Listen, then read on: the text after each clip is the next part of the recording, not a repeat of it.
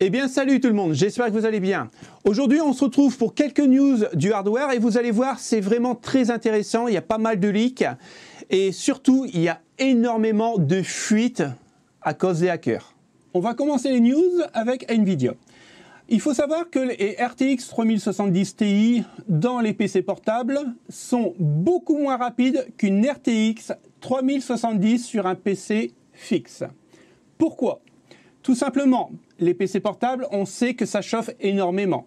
Donc en fait, Nvidia a baissé la capacité d'énergie de la RTX 3070 Ti de 150 watts, il l'a passé à 105 watts.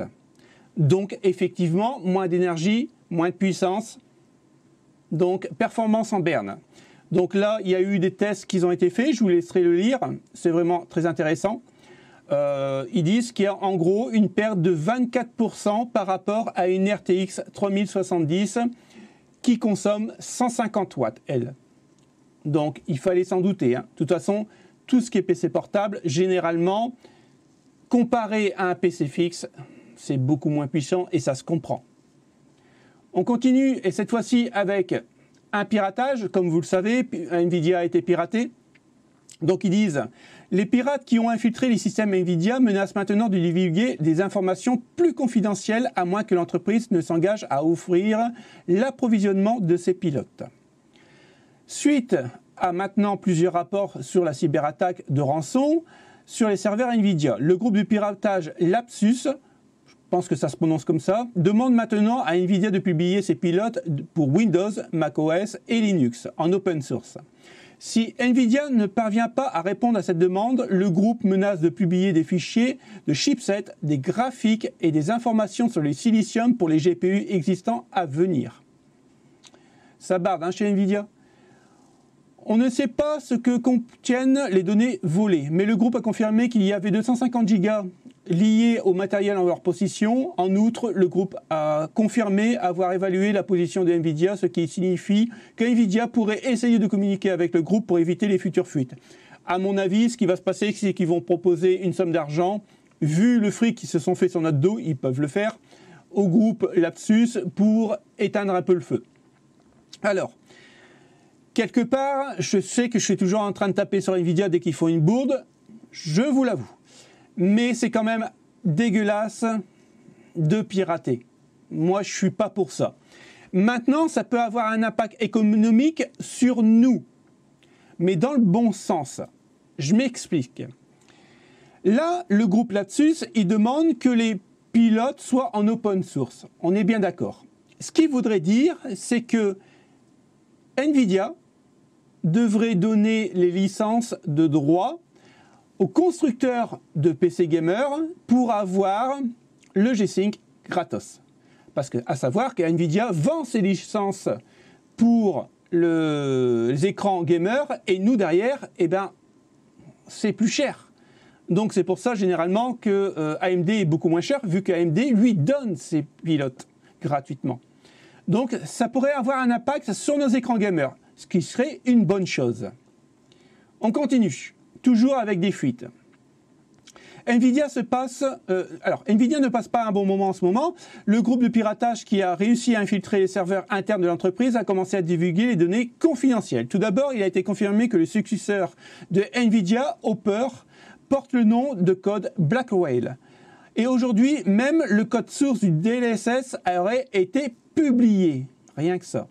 Selon Davidonenko, les noms à l'arrache, qui apparemment vu les spécifications complètes des GPU Nvidia de nouvelle génération à partir des 10 fichiers, la société est sur le point de lancer jusqu'à 5 processeurs de bureau. AD102, AD103, AD104, AD10, AD107.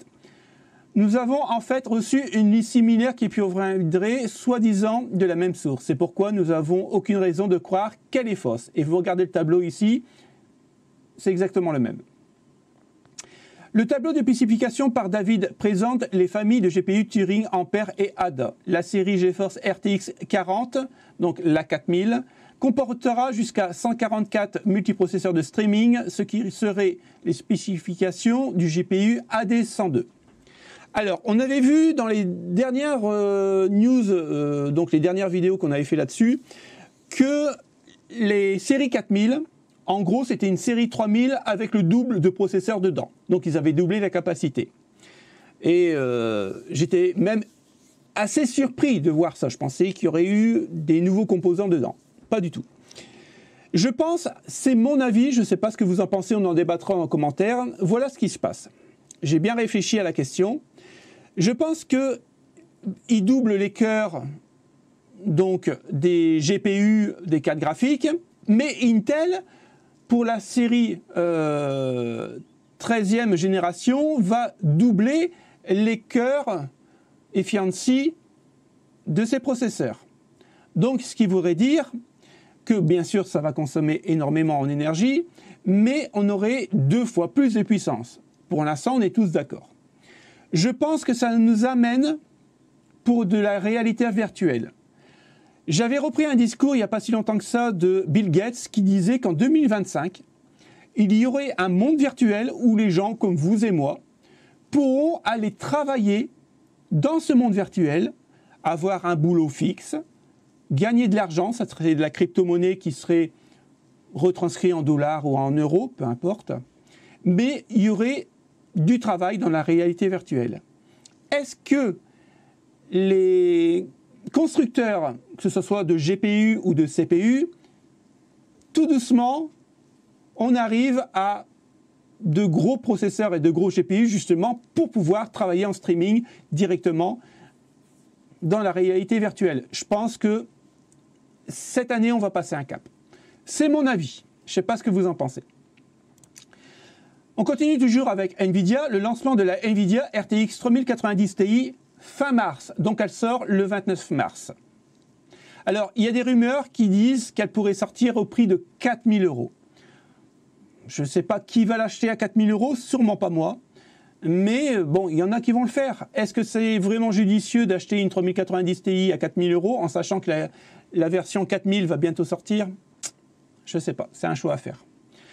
NVIDIA annonce aussi abandonner les plans de la RTX 3070 Ti 16 Go. NVIDIA fait machine arrière. Généralement, ils vont dans le mur, mais là, ils se sont dit, bon, allez, on fait un pas en arrière et on oublie ça. Ce qui est logique, puisque la série 4000 va bientôt sortir. On va continuer ici, et écoutez bien. Pour la première fois en près de 24 ans de monopole, nous verrons des versions de GPU de 3 sociétés dans les prochains mois. Ça fait 24 ans que AMD et NVIDIA ont le monopole, surtout NVIDIA. Ça y est, ça commence à changer les potes.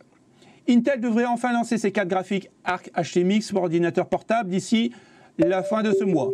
Puis les GPU pour ordinateur de bureau d'ici la fin juin. Donc, de toute façon, ça ne sera pas pour nous puisque ça sera destiné comme aux ordinateurs portables et aussi pour les revendeurs OEM, donc pour Megaport et tout ce style de revendeurs. Donc pour nous particuliers, on ne pourra pas les acheter. On attendra la prochaine fournée d'Intel. Il faut savoir aussi que AMD actualisera ses modèles de bureau RDNA2 dirigés par RX 6950 XT avec une mémoire de 18 gigabits par seconde, plus rapide et un TDP accru, ce qui est normal. Plus de puissance, plus d'énergie consommée. Alors que ces modèles sont considérés comme une réponse directe à la NVIDIA RTX 3090 Ti. Personnellement, je ne pense pas, sachant que la RX 6900 XT était un peu moins puissante que la 3090. Donc je pense que ça va rester dans le même gamme. La 6900 XT sera un peu moins performante que la 3090 Ti. Par contre, ce qui est pas mal, c'est qu'il y a une RX 6750 XT et une RX 6650 XT qui vient peaufiner l'offre de la catégorie AMD. Bon, oui, c'est des cartes pour moi qui peuvent être intéressantes si les prix sont vraiment intéressants. Là, à la rigueur, pourquoi pas. Maintenant, si les prix restent d'actualité, on va dire, quel intérêt vu qu'on aura une prochaine fournée en RX 7000 normalement. Donc, faut voir la durée de vie et surtout le prix à quelle sauce ils vont nous le vendre. C'est ça le plus important. On continue avec, cette fois-ci, Intel et AMD. Alors en gros, vous savez ce qui se passe en Ukraine, en Russie, je ne vous fais pas la météo là-dessus, mais Nvidia et AMD ont décidé, en fait, ils ne vont pas bloquer tout l'approvisionnement des GPU et des CPU, ils vont écouler vraiment avec des limites. Le plus gros des flots, ils ne l'auront plus. C'est par rapport aux restrictions qu'ont fait l'Europe et les États-Unis envers la Russie. Donc voilà. Alors ça peut être un mal pour eux, mais un bien pour nous, parce que vu qu'ils ne sont plus approvisionnés normalement, nous on aurait peut-être plus de stock, donc plus de stock, les prix en berne. Ça serait vraiment idéal pour nous. Il va falloir regarder et checker régulièrement dans les jours à venir, voir un peu comment ça se passe au niveau des stocks. On continue cette fois-ci avec les connecteurs d'alimentation PCI 5.0, donc pour la nouvelle génération des cartes graphiques.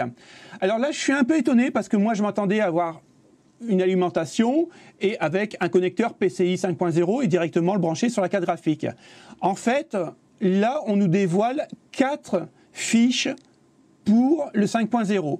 Vous en avez une de 150 watts, de 300 watts, de 450 watts et de 600 watts. Alors, je me pose la question parce que, en fait, quand vous lisez bien, on n'en sait pas plus que ça. Mais moi, la question que je me pose, c'est que est-ce qu'il faudra maintenant choisir son alimentation en fonction de sa carte graphique? Donc, si vous prenez une carte graphique d'entrée de gamme, ça sera 150 watts, ou une carte graphique vraiment très haut de gamme de 600 watts. Je ne sais pas trop, ça me paraît un peu bizarre. Parce qu'avant, on pouvait par exemple choisir une 850 watts en alimentation et en fait mettre quasiment n'importe quelle carte graphique dessus, sans aucun problème. Mais maintenant, on va vraiment devoir choisir l'alimentation en fonction de la carte graphique. Donc, si un jour vous voulez choisir une grosse carte graphique, eh ben, il faudra changer l'alimentation. Je ne sais pas, enfin, c'est un peu dommage, je ne comprends pas trop. Alors, affaire à suivre. On continue avec AMD, c'est la dernière news. AMD pourrait lancer non pas 1, mais 4 processeurs ce mois-ci. Et oui les potes, au mois de mars. Alors, c'est bienvenu, mais un peu trop tard pour moi. Je m'explique. Ils vont lancer la série Ryzen 5 5500 et 5600. Alors, ça c'est bien, mais ils auraient dû le faire avant. Puisqu'aujourd'hui, là actuellement, si vous recherchez un Ryzen 5, il n'y a que le 5600X. On n'a pas en dessous. Et ça, c'est vraiment dommage. Moi, j'aurais laissé de côté le 5500 parce que ça ne va pas être le processeur qui va être acheté clairement. Ça va être vraiment le 5600. Maintenant, par rapport au prix du 5600X, il faut voir. Mais je pense que ça peut être avantageux. Donc ça, c'est bien vu. Maintenant, il faut savoir qu'ils vont sortir un 8 coeurs 16 threads, le Ryzen 7 5700X, qui est pour moi... c'est même trop tard, encore une fois, et puis à quoi elle sert, puisque le 5800X est vraiment très performant. Alors là, ils disent que c'est pour concurrencer le i5 12600KF, pour être dans la même donnée que lui. Il faut voir au niveau du prix. Pour l'instant, on n'en sait pas plus. Et il faut savoir aussi qu'ils vont lancer le Ryzen 7 5800X 3D, la nouvelle génération, plus puissant que le 5800X, qui est vraiment très très bon dans sa catégorie. Donc, bon, à voir. En même temps, la nouvelle plateforme AM5 va sortir. Est-ce que c'est vraiment judicieux de les sortir maintenant? Pour moi, c'est vraiment trop tard. C'est mon avis. Donc voilà les potes, c'était les news du hardware de ce lundi. J'espère que ça vous a plu. Si ça vous a plu, le petit pouce bleu. Je compte sur vous pour activer la petite cloche. C'est ça qui fait référencer la chaîne. Et la chaîne explose en ce moment. On a passé les 2000 abonnés. Et merci à tout le monde. C'est vraiment grâce à vous que je peux continuer à travailler sur les projets. Donc un grand merci à tous. On se retrouve très prochainement pour une nouvelle vidéo.